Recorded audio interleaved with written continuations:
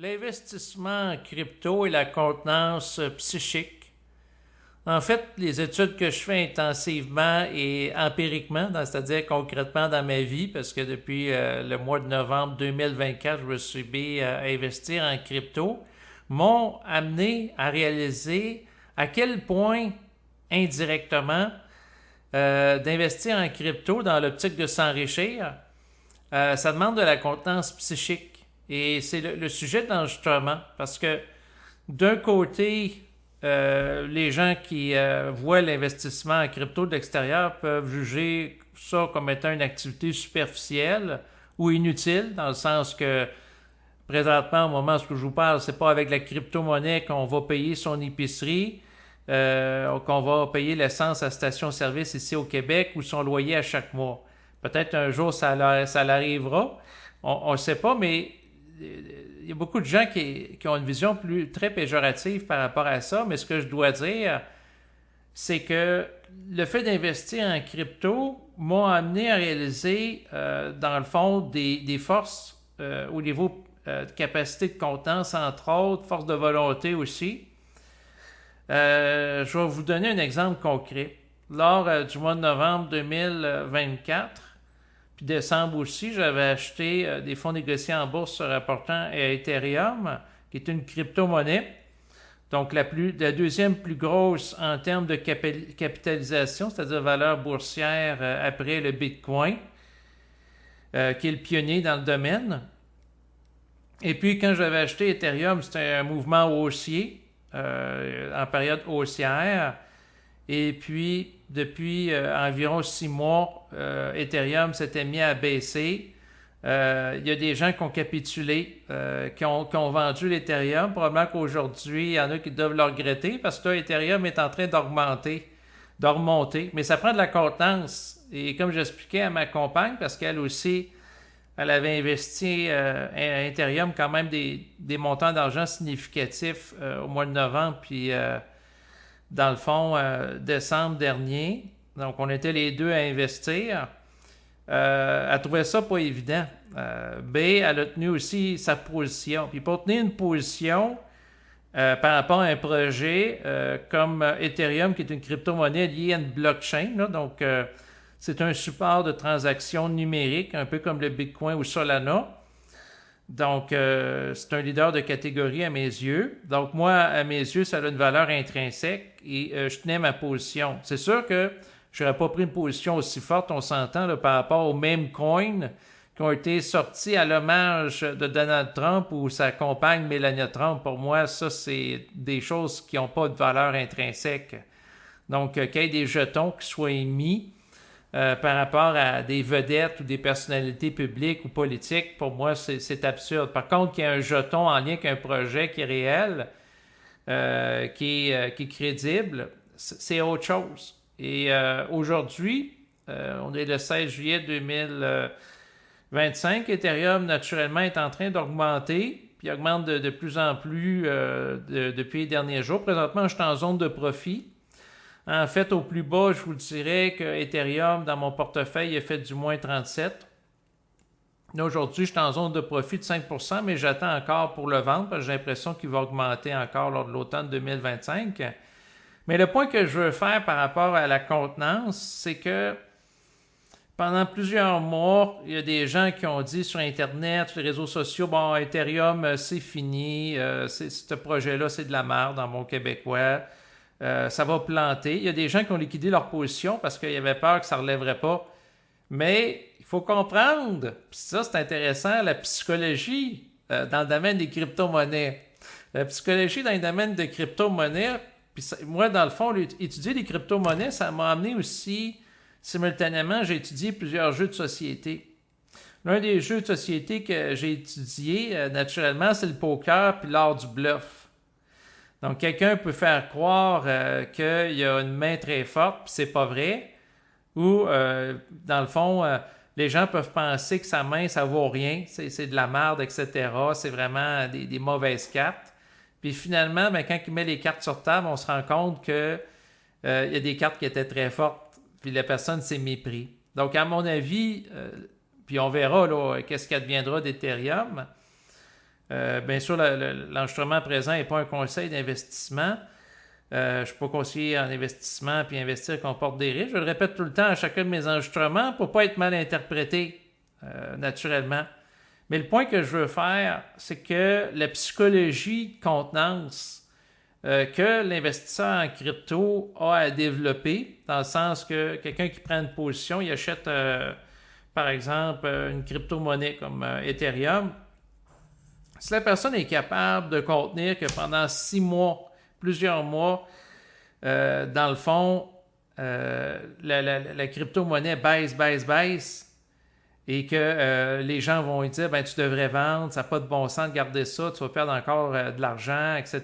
Puis là, ça tombe à moins 15, moins 20, moins 25, moins 37, comme dans mon cas. Il y en a que c'est plus que ça, là. Ils font du moins 40, moins 60, mais qui tiennent bon, sachant que, naturellement, le domaine des cryptos, disons, le loup est dans la poulailler, pour employer une belle expression, dans le sens que les grands joueurs institutionnels comme les fonds de placement, que ce soit BlackRock, Fidelity, il y en a d'autres aussi, sont là. Puis comme eux autres, c'est un peu à l'image de grosses baleines, parce qu'eux autres, ils peuvent spontanément acheter pour plusieurs milliards de dollars d'une crypto-monnaie, bien, ils vont faire monter le prix.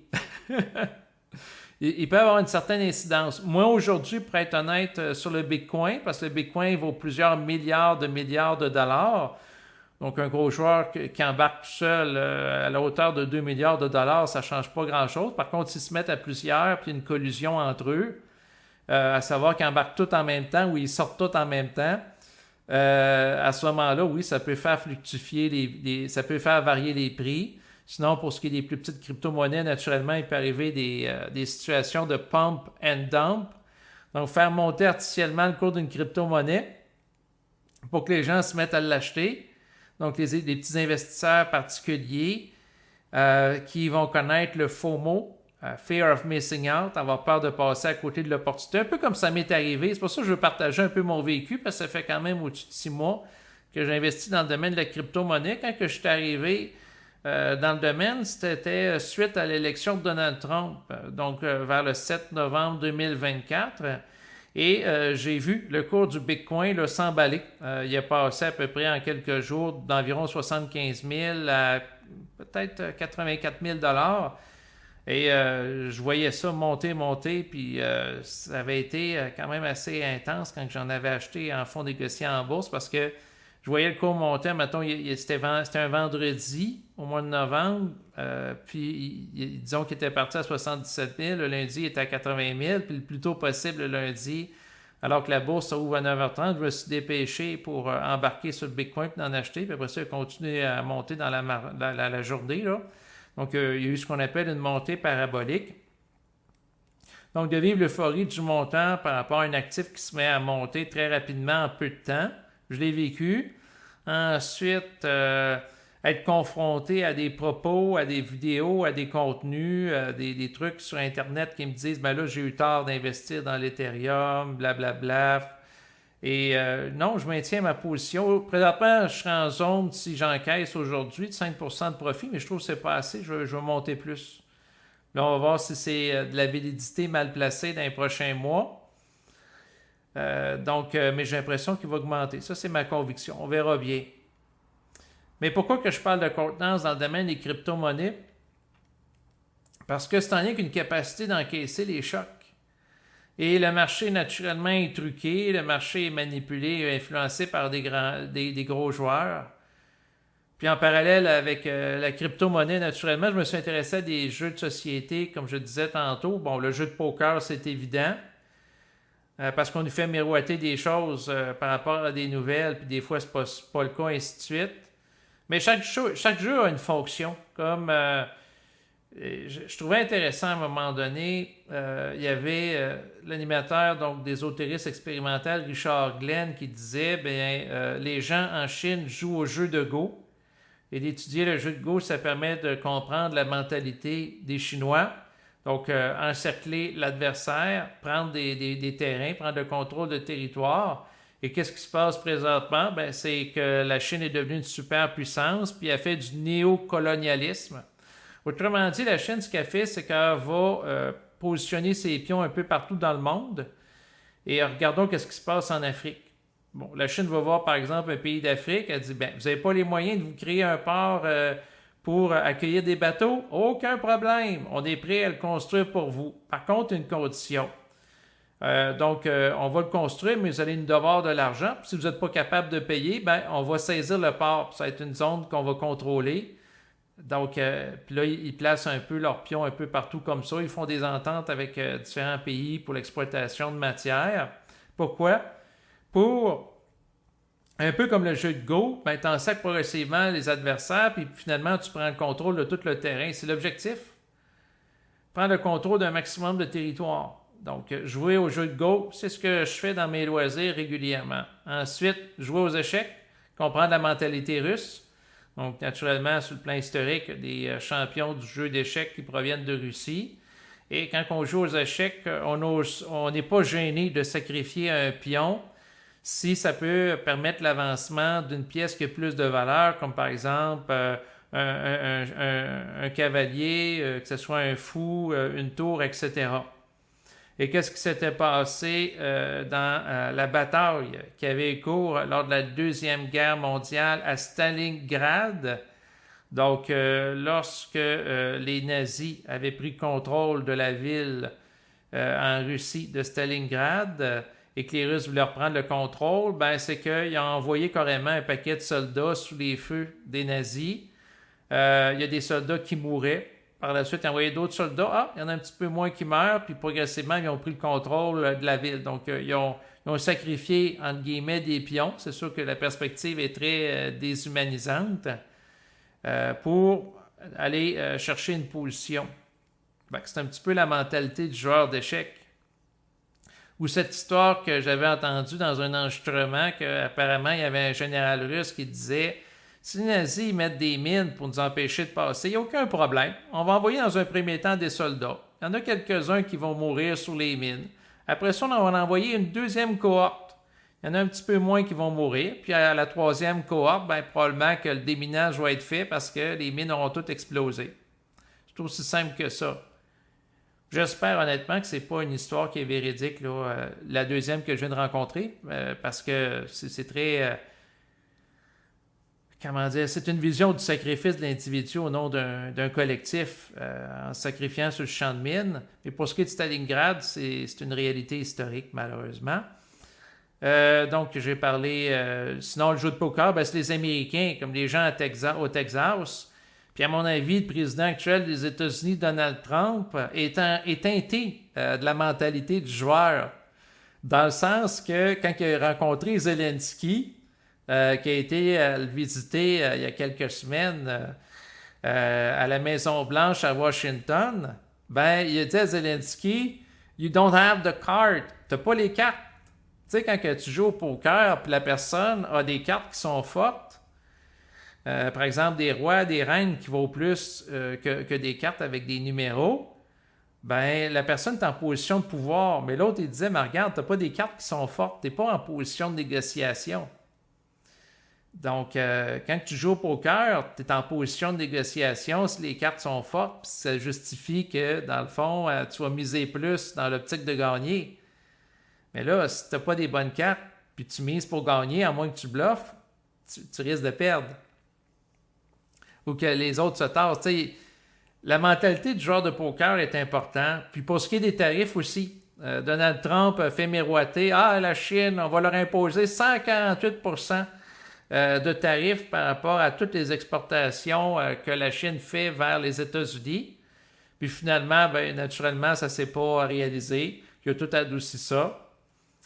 Fait que Trump, il fait des menaces. Là, on va voir au moment où je vous parle, au mois de juillet, il menace des tarifs de 35% pour les produits qui viennent du Canada vers les États-Unis pour le 1er août 2025. Moi, je regarde ça, puis ça me perturbe aucunement émotivement. Moi, je le vois un peu comme un joueur de poker qui fait tout le temps des paris.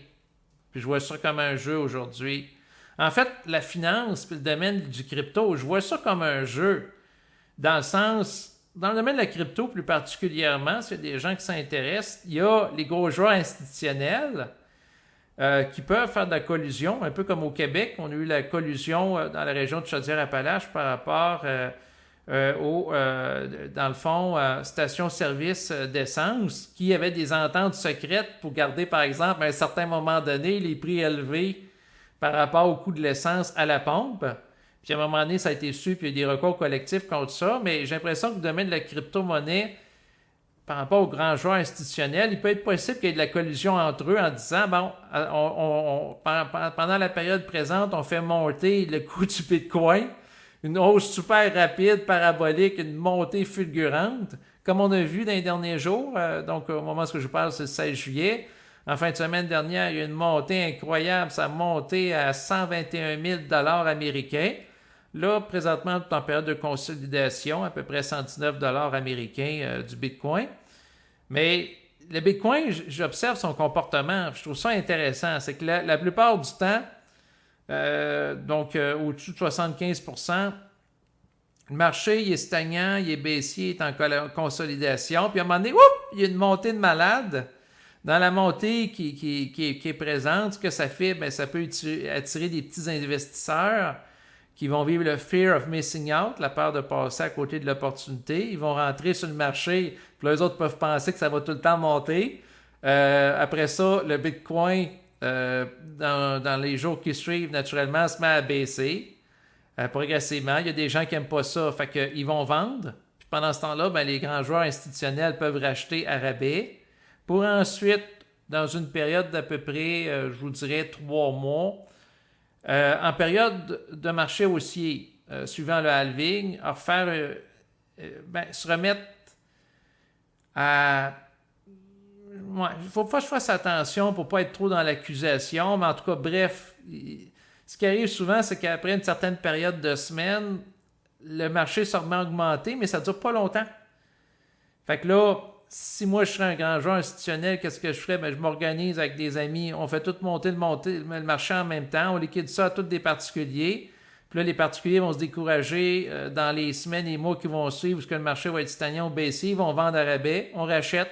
Ensuite, on refait la même opération une couple de semaines après, où on fait une montée en malade, puis on liquide tout. Donc, puis racheter encore une fois à rabais pendant que les gens sont démoralisés, puis se font avoir à l'usure. Dans le sens que quelqu'un qui achète du Bitcoin, au début, il est tout enthousiaste quand il l'achète, par exemple, au plus haut, plus le sommet atteint, en pensant que ça va continuer de monter, donc à 121 000. Puis après ça, là, je me doute du pattern, qu'est-ce qui va avoir cours, là. C'est que moi, je vous dirais que, en tout cas, on va voir, c'est pas bon de faire de la prédiction, mais dans les prochaines semaines, probablement que le marché va être bas. Il y a des gens qui vont se tanner de l'avoir parce qu'ils veulent faire de l'argent rapidement à cause de l'avidité. Puis, quand ils vont se tanner, puis ils vont liquider. Il y en a qui vont liquider après un jour, après une semaine, 2 semaines, un mois, etc. Là, après ça, ben, il peut y avoir des grosses baleines institutionnelles qui sont en période d'accumulation. Ensuite, ils donnent une période ou laissent arriver une période de marché haussier. Là, les gens sont excités. Eux autres, ils liquident ce qu'ils ont accumulé pendant que les autres qui étaient démoralisés ont vendu pour ensuite leur revendre à ces mêmes personnes-là. Puis il y a des gens qui vont être naïfs puis ils vont probablement racheter quand ça va être au plus haut sommet. Puis les autres vont faire le même stratagème. Mais moi, ils ne m'ont pas eu à l'usure par rapport à l'Ethereum. Là, c'est ça, il faut que je fasse attention parce que, dans le fond, j'ai l'impression qu'il y a une partie du marché qui est faussée artificiellement. Il y a un autre marché qui n'est pas nécessairement contrôlé. Je ne prêterai pas des intentions à tout le monde et à toutes les grandes institutions. Il faut que je fasse quand même des nuances, mais bref, moi j'ai tenu ma position par rapport à l'Ethereum pendant plusieurs mois. Ça a été très lourd et très pénible là, de voir ça d'afficher moins 37. Ma compagne aussi, dans le sens... j'avais parlé de la possibilité qu'il y ait des gains importants qui se fassent davantage dans le cycle présent lié au Bitcoin sur l'Ethereum et le Solana que le Bitcoin en tant que tel. Puis là, il n'y a rien qui se passe, puis son portefeuille est dans le négatif pendant plusieurs mois. Fait que c'est contrariant pour elle. Mais j'ai dit, ben c'est comme un jeu, puis à un moment donné, c'est comme quelqu'un qui décide d'ouvrir le robinet, puis ça se met à monter en malade. Mais ça ne dure pas longtemps. Puis là, ça représente une période de liquidation. Pour ensuite racheter un peu plus tard lorsqu'il y a une période de baisse ou de consolidation. Habituellement, après un plus haut sommet historique, vous remarquerez que ce soit Bitcoin, Solana, Ethereum, il y a toujours une période baissière. Il n'y a pas eu un plus haut sommet historique dans le passé. Dans les dernières années, en tout cas, où je suis le cours, là, j'ai regardé quand même l'historique depuis au moins les 5 dernières années par rapport aux 3 crypto-monnaies que je vous ai mentionnées. Il n'y a pas eu un moment où la crypto-monnaie est arrivée, par exemple, disons, à 100 000, puis là, ça a tout le temps été plus que 100 000. Ben non, il y a des périodes de consolidation. C'est comme ça que ça marche. Sauf que les périodes de consolidation, les périodes de baisse sont plus importantes que dans le domaine de la bourse standard par rapport à SP500, Nasdaq 100. Donc, ça peut créer plus de chocs aussi. Mais après ça, moi, quand je prends de l'argent qui provient de la crypto, parce que là, je savais, ça fait arrogant un peu, mais ça fait plusieurs mois que j'ai étudié le pattern, puis je me doutais, là, lundi passé, donc là, on est le 16 juillet, on est mercredi, donc le lundi qui précède, je savais que, parce que le Bitcoin avait atteint 121 000, que par la suite, dans les heures et les jours qu'elle allait suivre, qu'elle allait consolider, fait que moi, je me suis dépêché à liquider parce que j'avais acheté des fonds négociés en bourse et à la blockchain qui sont en corrélation avec le Bitcoin. Puis pour empocher un profit, parce que je savais que, j'avais l'impression de savoir, je vais être rigoureux et honnête, que ça allait baisser, que ça n'allait pas rester à 121 000 longtemps. Puis en effet, c'est ce qui est arrivé. Là, je vais regarder le marché baisser. Peut-être que je vais racheter un peu plus bas dans quelques semaines. Mais c'est de comprendre comment ça fonctionne et être capable de contenir le mouvement baissier en crypto. C'est encore plus important que la bourse parce que la bourse, dans le fond, un investisseur en bourse qui est confronté à une capitalisation boursière qui fait du moins 30, moins 40, moins 50, moins 60, il y en a qui capoteraient, là. Ils ne sont pas nécessairement habitués à ça. Ils sont habitués, les gens qui investissent depuis plusieurs années. Bon, il va y avoir des périodes où ça va être une baisse de 5%, 10%. Comme en 2022, ça a été une baisse d'à peu près 15% par rapport à SP500 ou Nasdaq 100. Des baisses comme ça, là, mais pas des affaires aussi importantes que la crypto. Mais quelqu'un qui vient du domaine de la crypto et regarde la bourse, il peut trouver ça bien plus relax. Moi, en tout cas, je trouve ça plus relax de regarder le cours du SP500, Nasdaq 100 que regarder le cours de l'Ethereum ou du Bitcoin ou du Solana. Ça, c'est clair, là. Mais il y a un adage qui dit que tout ce qui peut monter haut peut baisser aussi bas en proportion, d'où l'importance d'avoir une plus grande contenance du mouvement. À mon avis, ça prend une plus grande contenance pour investir en crypto que dans le domaine de la bourse, selon mes observations personnelles. Puis les gens qui disent les gens qui investissent en crypto, c'est superficiel, puis c'est des affaires de jeunes. Non, ça prend une certaine maturité psychique pour contenir le mouvement puis s'enrichir parce que la plupart des investisseurs qui font une gestion active du portefeuille, ils perdent. C'est un peu comme la gestion active de portefeuille dans le domaine de la bourse, où 70% des gens ne font pas d'argent. Ben, dans le domaine de la crypto, c'est le même principe. C'est ça que mon défi en tant qu'individu, c'est de ressortir enrichi de cette expérience-là. Donc, de faire de l'argent, faire du profit. On va voir qu'est-ce que ça va donner. Il ne faut jamais rien prendre pour acquis. Puis, bien qu'on ait la capacité de contenir ce mouvement-là, il peut arriver d'autres choses. En fait, ça m'amène à vous parler du fait que il y a plusieurs semaines, je m'étais ouvert une plateforme sur Virgo CX. Donc, c'est une plateforme de transaction en ligne du Canada dans le domaine de la crypto-monnaie. Avant d'ouvrir mon compte, j'avais vérifié que la plateforme était enregistrée auprès de l'AMF, l'Autorité des marchés financiers du Canada, ce qui est le cas sur le site web, pour s'assurer par mesure de sécurité qu'il y a une fiabilité là, liée à la plateforme, un peu comme il y a d'autres plateformes qui sont enregistrées aussi, comme Coinbase. En fait, à la base, je voulais m'inscrire sur Coinbase. Je m'étais inscrit sur Coinbase, puis le délai de traitement, c'était de 2 à 3 semaines. Et là, c'était la période où le Bitcoin montait au mois de novembre. Puis là, je me suis dit, là, je peux pas attendre. Il faut que je sois opérationnel le plus tôt possible. Je perds de l'argent. Parce qu'il y a un adage qui dit que le temps, c'est de l'argent. C'est vrai dans le domaine de la bourse, mais encore plus dans le domaine de la crypto, surtout en période de montée parabolique. Donc, j'avais donné mon nom pour m'inscrire sur Coinbase après à peu près 3 semaines avant que ma demande soit traitée. Mais entre-temps, j'avais essayé de m'inscrire en fait sur Virgo CX. par moi-même, ça n'a pas marché. Finalement, ben, j'ai ouvert un compte, mais en réalité, c'était avec ma conjointe qui a ouvert un compte. Elle, ça a marché. Je ne sais pas pourquoi. Mais bon, elle, ça a fonctionné. Fait que finalement, on transigeait à partir de cette plateforme. Puis, qu'est-ce qui était arrivé? C'est qu'on avait pris des crypto-monnaies ensemble.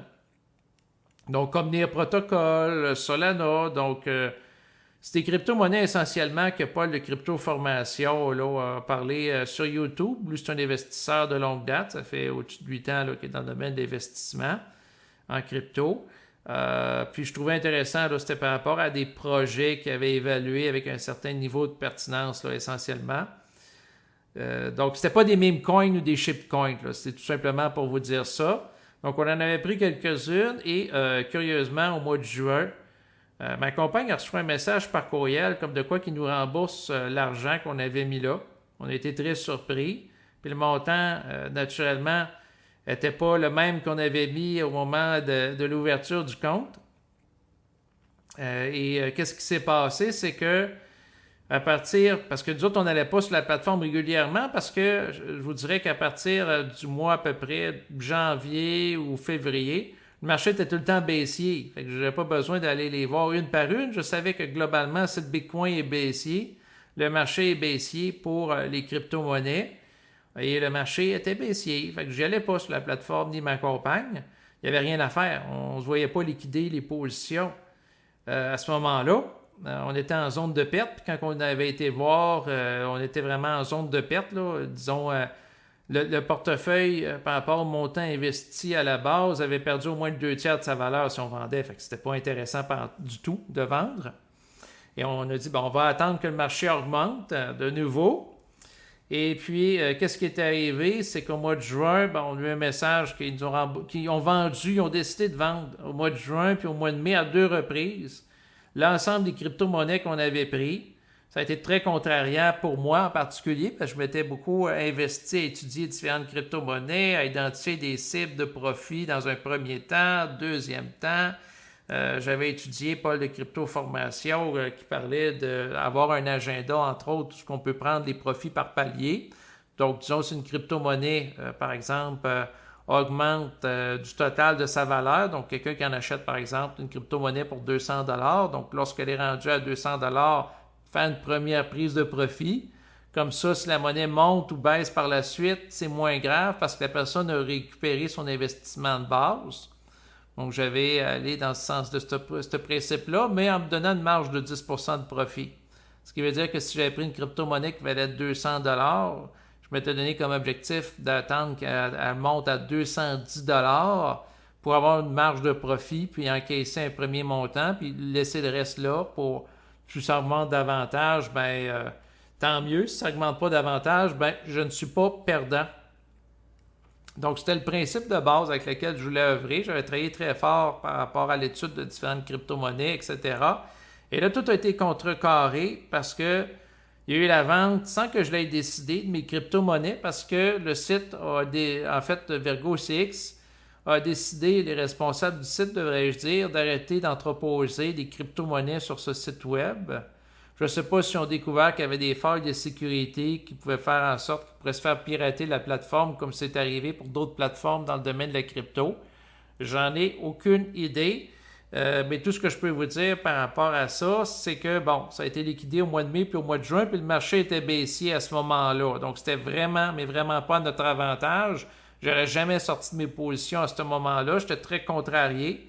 Puis quand j'ai été sur le site web, je voyais qu'à partir du 4 avril, dans le fond, il y avait un message comme de quoi que les gens devaient liquider leur position, puis eux autres, le site ne ferait plus l'entreposage.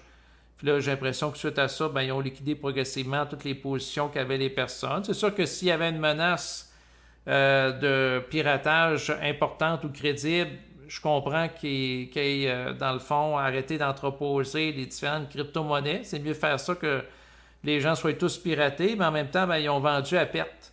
Parce que moi, l'argent, je ne l'aurais pas sorti à ce moment-là. J'attendais à l'automne 2025, parce que probablement il va y avoir d'autres hausses là, liées au Bitcoin. Au niveau de la saisonnalité, je vous dirais probablement qu'on verra bien, là, je ne fais pas de prophétie, mais vers le mois d'octobre 2025, Si on se base sur les cycles précédents liés au Bitcoin, ça va être probablement le plus gros sommet qui peut être atteint. Puis après ça, on va tomber en marché baissier pour environ 2 ans avant le prochain halving. Mais on verra bien.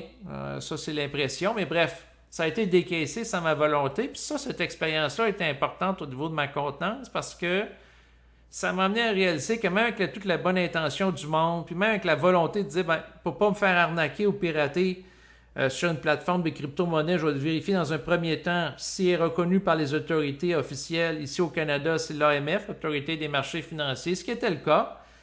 Ensuite, par rapport au projet dans lequel j'ai investi, j'ai évalué leur crédibilité, j'ai fait un paquet d'affaires. Fait que même avec toute la bonne volonté du monde, ça se peut qu'il y ait un concours de circonstances qui fasse en sorte que finalement les choses ne se passent pas comme on le veut.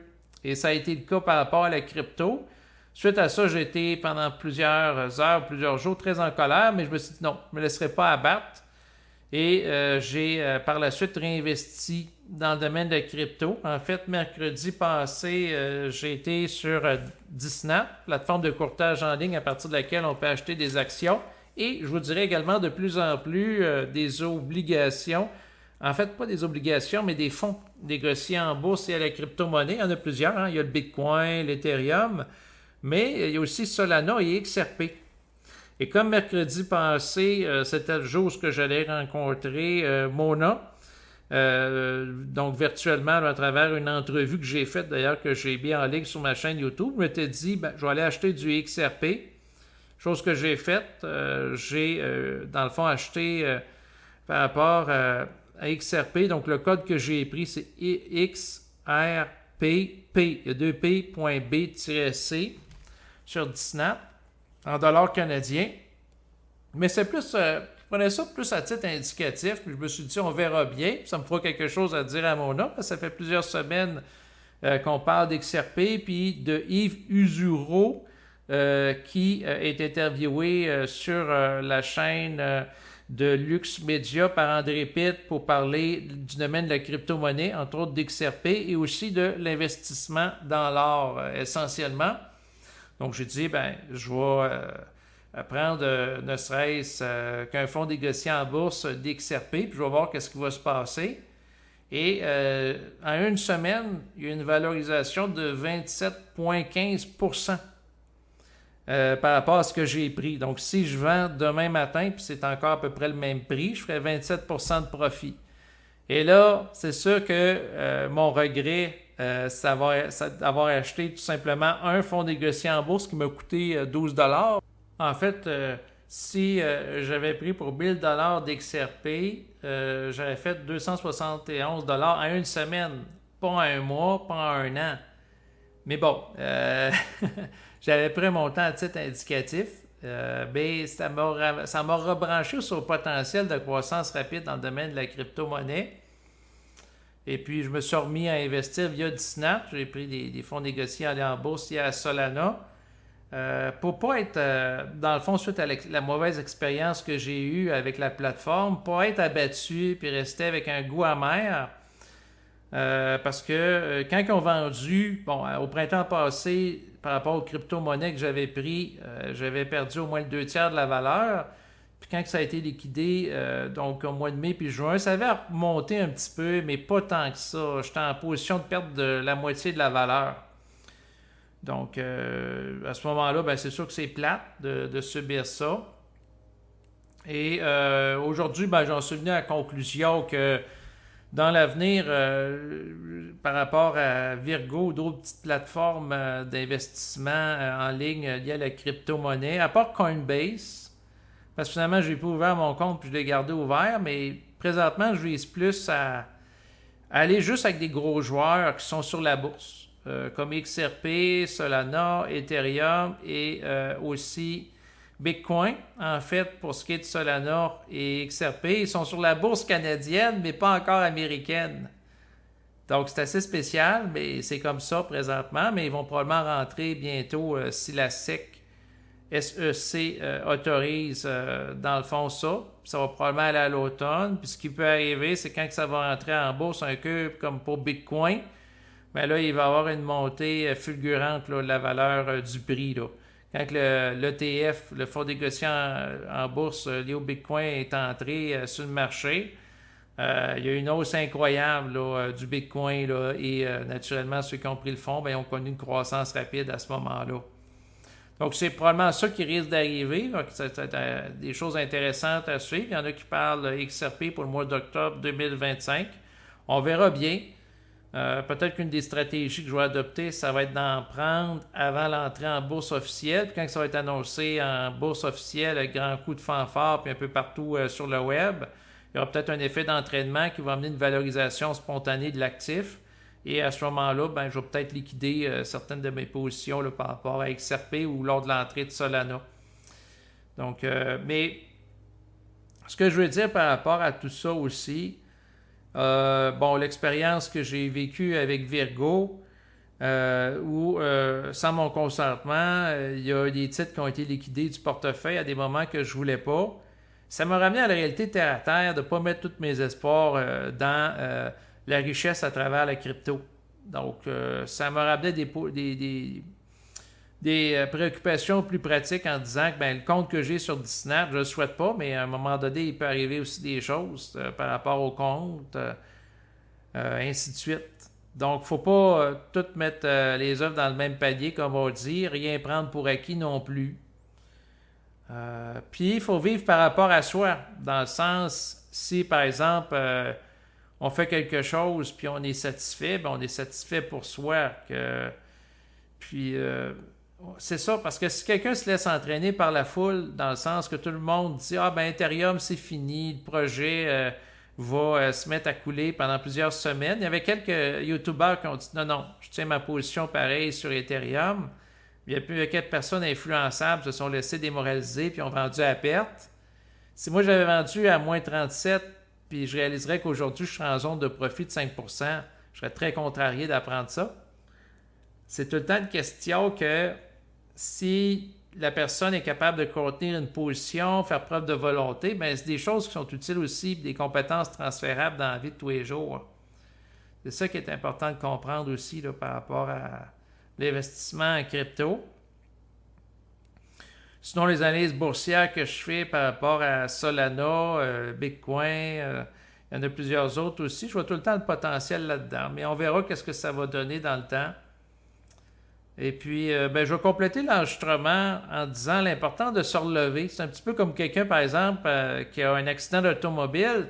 Si la personne se sent victime et elle ne conduit plus, moins elle conduit puis elle a peur de l'auto, plus qu'elle se sent impuissante, plus qu'elle ne veut pas conduire, plus qu'elle est dans l'évitement, puis plus qu'elle attend pour conduire, plus qu'elle tombe dans le cercle vicieux de l'inertie. Tandis que moi, ce que j'ai fait, c'est que oui, j'ai perdu de l'argent par rapport à une plateforme dans laquelle j'ai investi. Je ne m'en gêne pas, mais ce que j'ai fait, à la différence de la personne qui a un accident d'auto puis il ne veut plus rien savoir pour conduire, ben moi, je me suis replongé dedans en réinvestissant, entre autres, dans Solana via Disney, XRP. Puis là, je vois que XRP est en croissance, mais il y a un adage qui dit en québécois qu'il ne faut jamais vendre la peau de l'ours avant de l'avoir tué. Comme XRP, c'est bien beau de regarder ça, je suis en zone de profit de 27%, mais le profit n'est réel que lorsqu'il est encaissé. Même chose par rapport au Bitcoin. Bitcoin, depuis le mois de novembre, par rapport au fonds négocié en bourse que j'ai acheté, lié au Bitcoin, je suis en zone de profit d'à peu près 40%.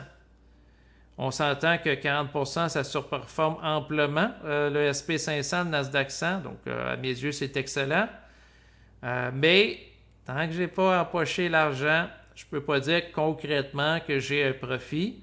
Puis la même chose, tant que la personne n'a pas empoché le montant, il y a une perte, comme l'Ethereum quand il était pour moi à moins 37, je ne peux pas dire que je suis en position de perte actualisée. C'est le même principe.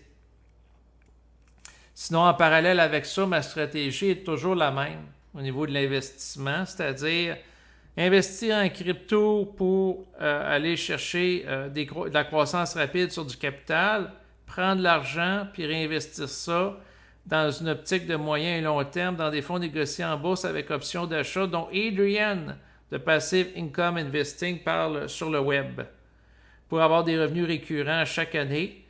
Et à chaque mois, pour plus être précis, parce que c'est des dividendes élevés par mois par rapport à plusieurs fonds négociés en bourse qui parlent, comme par exemple Tesla-C, qui donne, dans le fond, pour ce qui est des derniers mois, entre 3 et 5 de rendement, pas par année comme un certificat de pauvreté garanti, non, non, par mois.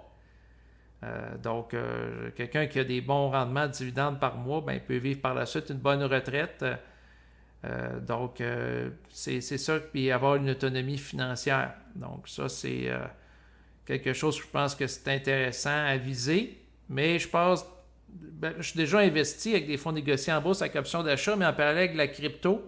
Mais éventuellement, mon objectif, c'est de liquider ce que j'ai en crypto pour prendre des fonds négociés en bourse, faire un transfert d'argent, parce que je trouve que c'est plus sécuritaire, là, des fonds négociés en bourse qui répliquent le Nasdaq 100, le SP500, des choses comme ça, que des cryptos spécifiques, naturellement.